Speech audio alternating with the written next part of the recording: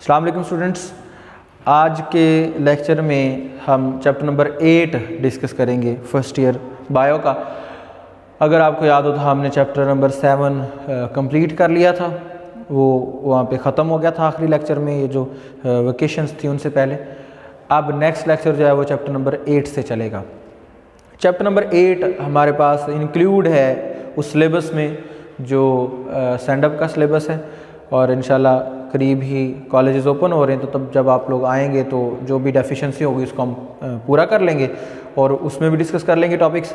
लेकिन ऑनलाइन में हमने ये ख़त्म करना था, तो ट्राई करेंगे कि उतने दिनों में ख़त्म हो जाए, या जो लेक्चर आएंगे फिर अपनी अपनी क्लास में आप ले लेंगे। तो स्टार्ट करते हैं। जो फर्स्ट लेक्चर है इसमें फंजाई का, उसमें हम सबसे पहले उसका जो है वो इंट्रोडक्शन डिस्कस करेंगे। इंट्रोडक्शन में मेरा बेटा हम क्या डिस्कस करते होते हैं, ये बात पहले हमने डिस्कस करनी होती है कि जिस चीज़ के बारे में हम पढ़ रहे हैं वो असल में है क्या चीज़, या उसका ये नाम क्यों पड़ा, उसको अलहदा क्यों रखा गया, ये उसका पर्सपेक्टिव होता है, या उसकी हिस्ट्री होती है, या उसकी कंपोजिशन होती है। ये सारी चीज़ें इंट्रोडक्शन में आती है। तो आज हमने इसके भी यही सारी बातें पढ़नी। तो फंजाई, जैसे कि आपको मालूम है, फंजाई हमारे पास किंगडम का दर्जा रखता है। पूरे का पूरा किंगडम हमने इसमें रखा हुआ, किंगडम अलहदा किया हुआ है। ये जो किंगडम है इसकी एक ख़ास वजह बनी। चैप्टर नंबर 5 में हमने इसको थोड़ा ज़्यादा डिटेल में डिस्कस किया था। किंगडम्स में हम कहते हैं फंजाई को अलहदा दर्जा देने की वजह थी इसकी न्यूट्रिशन, मोड ऑफ न्यूट्रिशन, खुराक लेने का तरीक़ाकार। हमने पढ़ा जानवर जो हैं वो इनजस्ट करते हैं, चीज़ों को निगलते हैं। इसके अलावा सेल्स में भी हमने यही पढ़ा था कि वो या ईट करते हैं या ड्रिंक करते हैं।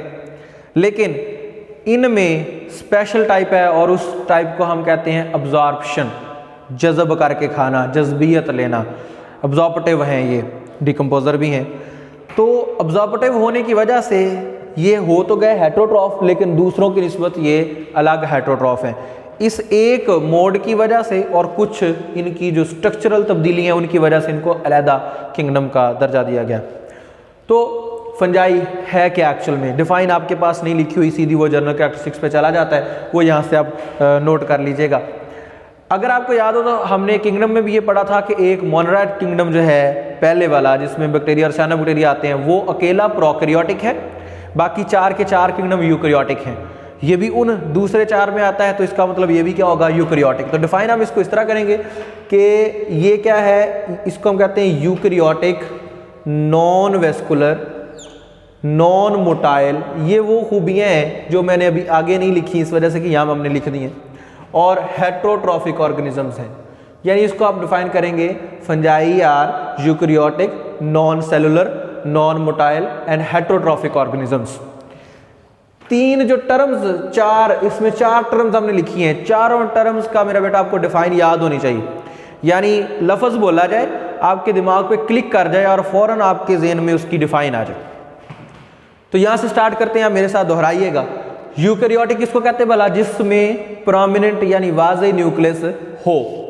नॉन वेस्कुलर किसको कहते हैं मेरा बेटा, जिसमें वेस्कुलर बंडल ना हो। वेस्कुलर बंडल हम किसको कह रहे थे, जाइलम एंड फ्लोएम को, यानी प्लांट वाला जो वेस्कुलर बंडल है इसमें नहीं है। और वेस्कुलर अगर हम ऑर्गेनिज्म में वेस्कुलर सिस्टम दें, तो ऑर्गेनिज्म में जो वेसल्स होती हैं वो आर्टरीज, कैपिलरीज और जो है ना वेन्स होती हैं, वो नहीं है इसमें। नॉन मोटाइल है, यानी हरकत नहीं करता, सिसाइल है, गैर मुतहर्रिक है। हेटेरोट्रॉफिक है, जो अपनी खुराक खुद तैयार नहीं कर सकता, दूसरों से लेके खाता है। ये 4 खूबियों वाला जो जानवर होगा वो होगा फंजाई। मिसालें इसकी अगर आपको याद हो तो हम मशरूम्स, खुम्बियाँ जिसको हम कहते हैं, वो इसकी एग्जाम्पल में आती हैं। अब अगर हम इसके जनरल कैरेक्टरिस्टिक्स की बात करें तो कहता है कि जी इसकी ऑलमोस्ट 1 लाख के करीब या 100,000 नाउन स्पीशीज़ हैं, जो कि डिफरेंट टाइप्स ऑफ ऑर्गेनिज्म रखती हैं। यानी हर एक ऑर्गेनिज्म अपनी खुराक के लिहाज से, अपने हैबिटेट के लिहाज से डिफरेंट है दूसरों से। कैसे डिफरेंट है, उसकी जो हमने 5 टाइप्स हैं वो जो मैंने यहाँ पर डिस्कस किए हैं। जो फंजाई है वो एज ए पैथोजिन भी वर्क करता है, एज ए पैथोजिन। पैथोजिन कौन कौन से हैं, रस्ट है और स्मट है। इन दोनों के बारे में हम आगे जाके डिस्कस करेंगे। ये मकई में और गंदम में बीमारी फैलाते हैं, तो उनके भूसे के अंदर जो दाना मौजूद होता है उसको खा जाते हैं, बिल्कुल पाउडरी फॉर्म में ले आते हैं। फिर मोल्ड्स हैं जिसको आप फफूंदी भी कहते हैं। ये जो अब हमारे पास डबल रोटी वगैरह पड़ी होती है, घर में रोटी वगैरह पड़ी होती है, उसके ऊपर वो जो लग जाती है वाइट सी और ग्रीन सी, वो मोल्ड है, फफूंदी है। तो ये ग्रो करती है ऑन फूड स्टफ, जितना भी फूड स्टफ है उसके ऊपर मोल्ड्स पाया जाता है। फिर डिलीशियस फ्रूट के तौर पे भी इस्तेमाल होती है। तो ये जो फंजाई है हमारे पास डिलीशियस फंजाई हैं जो लजीज हैं। डिलीशियस का मतलब होता है लजीज। तो ये जो लजीज वाली है ज़्यादा, जिसको आप खुश जायका कहते हैं, वो हैं ट्रफल्स और मॉरल्स। इनको हम खाने में भी यूज़ करते हैं। उसके बाद एज ए एंटीबायोटिक भी इसके कुछ जानवर यूज़ होते हैं, और वो उनमें जो होता है वो है पेनिसिलियम। पेनिसिलियम ऐसा फंगस है जिससे हमें पहली एंटीबायोटिक पेनिसिलिन मिली थी, और अलेक्जेंडर फ्लेमिंग ने ये सबसे पहली एंटीबायोटिक बनवाई थी। नो डाउट इसके बारे में हम पिछले चैप्टर में एक में डिस्कस भी कर चुके हैं कि ये जानलेवा भी हो सकती है ज़्यादा उसको हम यूज़ करें तो। फर्स्ट जो एंटीबायोटिक थी पेनिसिलिन, वो भी फंगस से निकली थी जो कि पेनिसिलियम फंगस है उसमें से।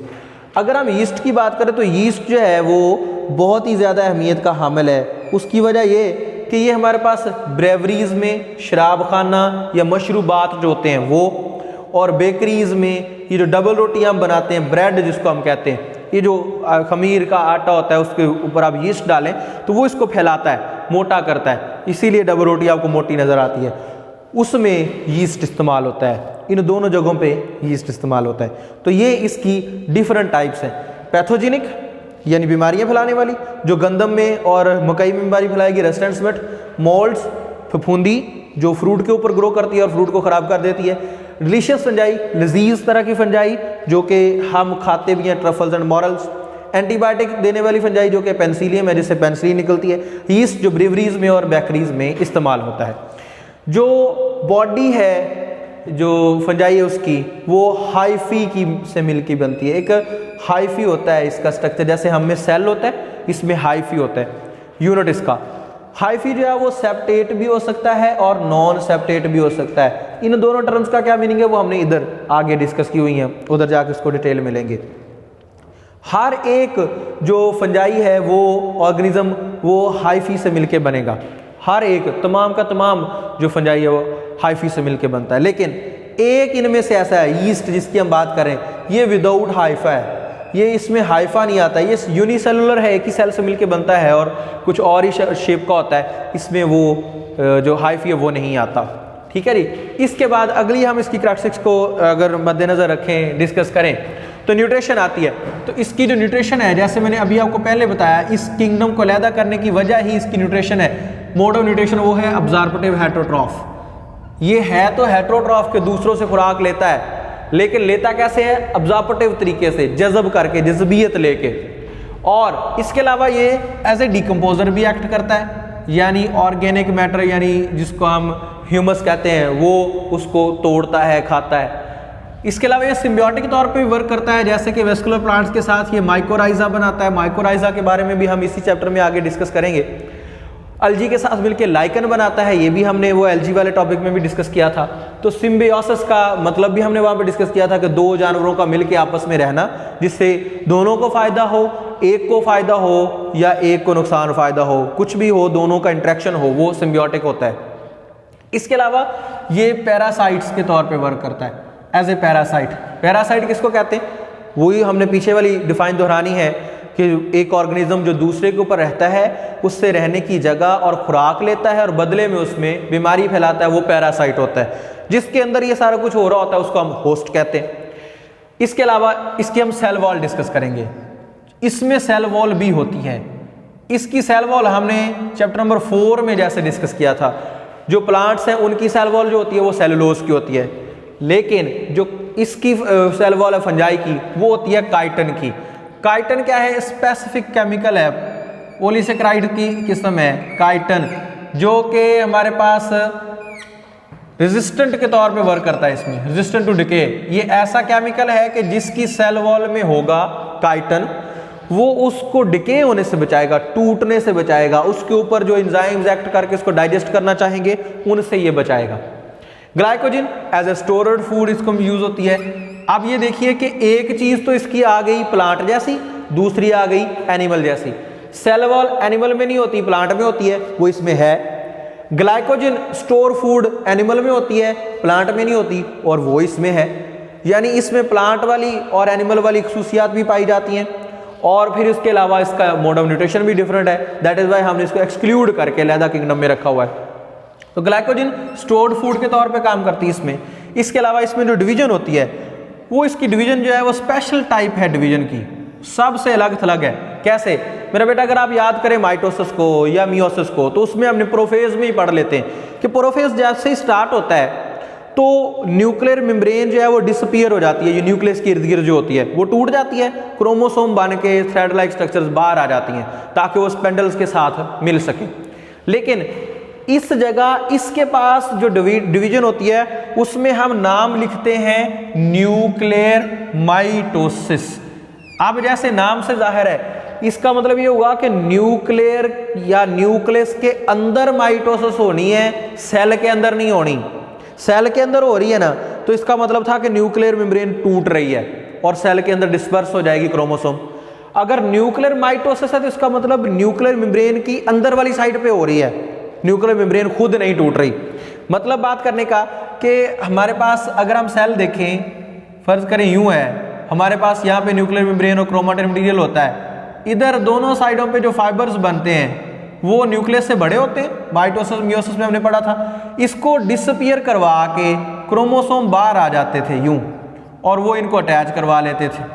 लेकिन जो न्यूक्लियर माइटोसिस है इसके अंदर क्या होगा, इसके अंदर वो कहता है कि जो न्यूक्लियर मेम्ब्रेन है ना वो नहीं टूटेगी, बल्कि इसी के अंदर ही वो दो सेपरेट जगहों की तरफ जाना शुरू कर देंगे, वहीं पे अंदर ही सेपरेट हो जाएंगे, न्यूक्लियर मेम्ब्रेन को टूटने नहीं देंगे। उसको हम कहते हैं nuclear mitosis. The mitosis in which nuclear membrane does not disappear, जिसमें न्यूक्लियर मेम्ब्रेन डिसअपीयर नहीं होती, ये प्रोसेस भी हो जाता है। इसके बाद अगली बात अगर हम कहें तो कहते हैं कि जी तमाम न्यूक्लियाई जो होते हैं ना फंजाई के, तमाम न्यूक्लियाई होते हैं haploid. What do you mean by haploid? One n having one set of genetic material और क्रोमोसोम, वन एन हैप्लॉइड। लेकिन जो इसका जाइगोट होता है वो डिप्लॉइड होता है, 2n। यानी जब 1n और 1n आपस में मिलेंगे तो डेफिनेट सी बात है 2n जाइगोट बनेगा, ये बनता है फंजाई के अंदर। इसमें जो रिप्रोडक्शन होती है दो तरह की है, सेक्सुअल भी और एसेक्सुअल भी। जो सेक्सुअल रिप्रोडक्शन है उसको हम कहते हैं कि वो किस तरह होगी, सेक्सुअल रिप्रोडक्शन जो इसमें वो होती है फ्यूजन ऑफ न्यूक्लियाई से। दो न्यूक्लियाई जब आपस में फ्यूज होते हैं इसको हम कहते हैं कैरियोगैमी, वो आगे इस चैप्टर में आगे डिफाइन लिखी हुई है। तो दोनों का आपस में फ्यूज हो जाना, उससे होगी सेक्स रिप्रोडक्शन। अगर हम एसेक्स रिप्रोडक्शन की बात करें कि without fusion and formation of gametes जो रिप्रोडक्शन होगी वो किस तरह होगी, उसके तीन तरीके हैं इसके पास। एक है स्पोर फॉर्मेशन, स्पोर्स बना के स्पेशल टाइप जो कि सीड लाइक होते हैं, और कुनीडिया ये भी स्पेशल टाइप ऑफ स्पोर्स हैं वो बना के। इसके अलावा बडिंग जैसे हाइड्रा में होती है, बड बना के, या फ्रेगमेंटेशन कि एक हिस्सा टूट गया तो वो अगले हिस्से को जो है ना वो पूरे को बना लेगा। तो इसको हम कहते हैं, ये इसमें रिप्रोडक्शन के पार्ट्स हैं। दोबारा रिपीट कर देता हूँ ये वाला हिस्सा कि न्यूट्रिशन अब्जॉर्प्टिव है, इसके अलावा ये as a decomposer, as a symbiotic, as a parasite भी वर्क करता है। सेल वॉल काइटन की होती है और काइटन ऐसा केमिकल है जो रेजिस्टेंट टू डिके वर्क करता है। ग्लाइकोजन स्टोर्ड फूड के तौर पे काम करती है जैसे कि एनिमल में होती है, तो ये प्लांट से डिफर हो गया। डिवीजन इसमें न्यूक्लियर माइटोसिस से होती है। न्यूक्लियर माइटोसिस हम उसको कहते हैं जिसमें न्यूक्लियर मेम्ब्रेन डिसअपीयर ना हो। ये इंपॉर्टेंट डिफाइन है, इंपॉर्टेंट शॉर्ट क्वेश्चन भी है। तमाम न्यूक्लियर फंजाई के जो है हैप्लॉइड होते हैं, लेकिन जाइगोट जो होता है वो डिप्लॉइड होता है, 2n। रिप्रोडक्शन दो तरह की है, sexual and asexual. Sexual reproduction fusion of nuclei से होगी, जबकि एसेक्सुअल रिप्रोडक्शन जो है वो स्पोर फॉर्मेशन, क्निडिया फॉर्मेशन, बडिंग या फ्रेगमेंटेशन से होगी। ये था यहाँ तक इसका इंट्रोडक्शन। नेक्स्ट हमने पढ़ना इसकी बॉडी को, कि फंजाई की बॉडी क्या कहलाती है, क्या होती है, किससे मिलके बनती है। आज के टॉपिक में हमने सिर्फ ये दो बातें डिस्कस करनी। Body of fungus, body of fungus क्या कहलाती है? माइसीलियम। क्या कहलाती है? Mycelium. Complete body of fungus is called mycelium, ये इसकी डिफाइन है। इसी नाम से इसके जो आगे ग्रुप आने ना उनको हमने प्रोनाउंस करना, उनके नाम भी इसी के नाम पे रखे होते हैं। एस्गोमाइकोटा, जाइगोमाइकोटा, बेसिडियोमाइकोटा, ड्यूट्रोमाइकोटा, माइकोटा जो वर्ड आएगा वो माइसीलियम से आएगा। ये पहले भी हमने आई थिंक सो 7 चैप्टर में फंगस लाइक प्रोडक्ट्स में हमने थोड़ी डिस्कस की थी। तो माइसीलियम इसकी पूरी बॉडी को कहते हैं और इसकी बॉडी जिस यूनिट से मिलके बनती है उस यूनिट का नाम है हाइफी। जैसे हमने शुरू में थोड़ा इसको डिस्कस किया था, हाइफी। हाइफी की डिफाइन भी इंपॉर्टेंट शॉर्ट क्वेश्चन है। हाइफी किसको कहते हैं? Long cylinder branched tubular thread like filament. ठीक है जी, लॉन्ग यानी लंबा, सिलेंडर बारीक जिसको आप कहते हो बारीक, ब्रांच्ड जो कि ब्रांचों वाला हो, ब्रांचों वाला यानी जिसकी एक से ज्यादा ब्रांचें हो, जैसे कि वो हमने बनाया वो, ट्यूबुलर ट्यूब की तरह का यानी गोल ट्यूब की तरह का, और थ्रेड लाइक धागे नमा या मोटा फिलामेंट जो होता है वो, जैसे ये मैंने नीचे बनाया इसको हाइफी कहते हैं। ये डिफाइन है हाइफी की, long cylinder branch tubular thread like filament is called hyphae. Hyphae की मौजूदगी की वजह से बैक्टीरिया की जो बॉडी है उसको दो हिस्सों में चेंज किया जाता है, एक सेप्टेट हाइफी में और दूसरा नॉन सेप्टेट हाइफी में। सेप्टेट सेप्टा से है, सेप्टम या सेप्टा इसको हम कहते हैं, जिसका मतलब होता है पर्दा या दीवार। तो सेप्टेट हम उसको कहेंगे जो डिवाइडेड होगा क्रॉस वाल या सेप्टम से, जैसे कि ये मैंने आपको डिवाइड करके दिखाया, मल्टी न्यूक्लिएट है, ज्यादा न्यूक्लियस वाला है और इसमें क्रॉस वाल्स हैं। जबकि नॉन सेप्टेड हम उसको कहेंगे जो हाइफी क्रॉस वाल से डिवाइडेड नहीं होगा, यूनी न्यूक्लियर होगा, यानी इसमें एक न्यूक्लियस होगा। इसमें आपको सेप्टा नजर नहीं आ रही, पर्दे या दीवारें नजर नहीं आ रही, तो ये हो गया नॉन सेप्टेड। जिसमें मौजूद होंगी वो हो गया सेप्टेड। लेकिन इन दोनों के अलावा एक एक्सेप्शनल पॉइंट भी है। एक्सेप्शनल पॉइंट कौन सा होता है मेरे बेटा? कि इन दोनों को जो फॉलो ना कर रहा हो, ये जो सिनोसिटिक हाइफी है वो इन दोनों को फॉलो नहीं करता। इसमें क्या होता है, ये मल्टी न्यूक्लिएट है, यानी न्यूक्लियस तो इसमें ज्यादा पाए जा रहे हैं लेकिन ये विदाउट क्रॉस वाल है। अभी हमने यहाँ पे ये बात की थी कि अगर मल्टी न्यूक्लिएट होगा तो फिर वो डिवाइडेड होगा क्रॉस वाल से, अगर क्रॉस वाल से डिवाइडेड नहीं है तो फिर सिंगल न्यूक्लियस होगा। लेकिन एक्सेप्शनल पॉइंट ये आ गया कि एक मल्टी न्यूक्लिएटेड भी है लेकिन विदाउट क्रॉस वाल है, तो उसका नाम हम क्या रखते हैं? सिनोसिटिक हाइफी, जैसे कि ये वाला है। आखिरी पॉइंट आज के लेक्चर का वो है आर्मिलेरिया। आपके पास टेबल में डब्बा सा बना के उसने लिखा होगा आर्मिलेरिया फंजाई में से लॉन्गेस्ट जो ऑर्गेनिज्म है वो है। तो एक सिंगल माइसीलियम वो कहता है बहुत सारे किलोमीटर्स तक फैला हो सकता है, इतना लंबा जाता है तो एक दिन में। तो आर्मिलेरिया जो है ये ऐसा ऑर्गेनिज्म है जो कि 15 हेक्टर्स तक ग्रो कर सकता है, 15 हेक्टर्स तक। हेक्टर मेरा बेटा एकड़ से बड़ा होता है, और अगर आप उसको मुरब्बा मीटर्स में लिखें तो वो 10,000 मुरब्बा मीटर के करीब आता है।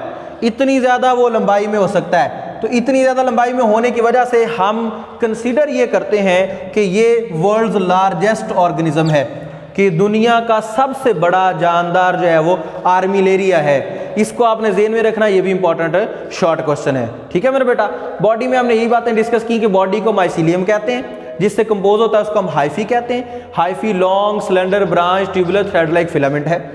हाइफी की मौजूदगी की वजह से इसकी दो टाइप्स हैं, septate and non septate. Septum पर्दा या दीवार को कहते हैं, क्रॉस वाल को कहते हैं। जिसमें क्रॉस वाल होंगी वो सेप्टेट, जिसमें नहीं होंगी वो नॉन सेप्टेट। सेप्टेट हमेशा मल्टी न्यूक्लिएट होगा, नॉन सेप्टेट यूनी न्यूक्लिएट होगा। लेकिन एक्सेप्शनल पॉइंट क्या है, कुछ ऐसे हाइफी हैं जो मल्टी न्यूक्लिएटेड भी हैं लेकिन विदाउट क्रॉस वाल हैं, तो उनका नाम हम लिखेंगे सिनोसिटिक हाइफी। सबसे एंड वाली बात हमने की कि फंजाई में एक ऑर्गेनिज्म आर्मिलेरिया है जो सबसे लॉन्गेस्ट ऑर्गेनिज्म है दुनिया का, और वो 15 हेक्टर्स तक बड़ा या लंबा हो सकता है। ये शॉर्ट क्वेश्चन में भी आता है, MCQs में भी आता है। ठीक है जी, शुक्रिया।